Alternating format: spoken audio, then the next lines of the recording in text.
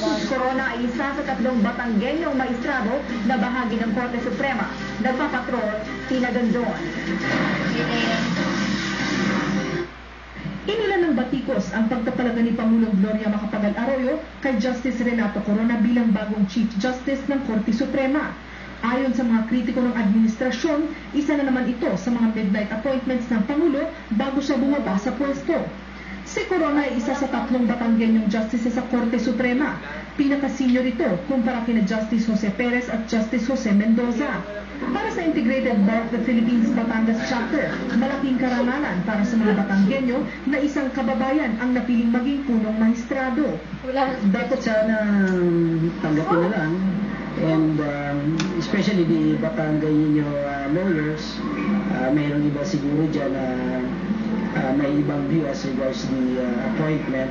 Pero as Batanggenyo, we must cooperate and be solid in giving support to the Chief Justice. Nauna nang sinabi ng nangunguna sa presidential race na si Senador Noynoy Aquino na hindi nito kikilalanin ng Chief Justice na itatalaga ni Arroyo.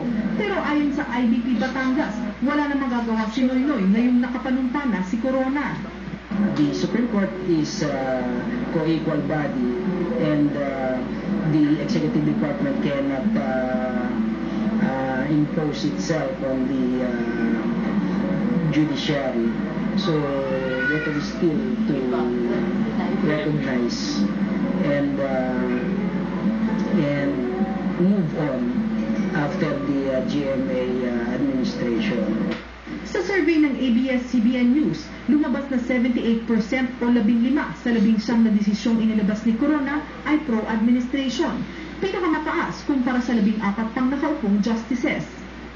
Si Chief Justice Corona ay kilalang malapit na kaalyado at dating Chief of Staff ni Pangulong Gloria Macapagal Arroyo.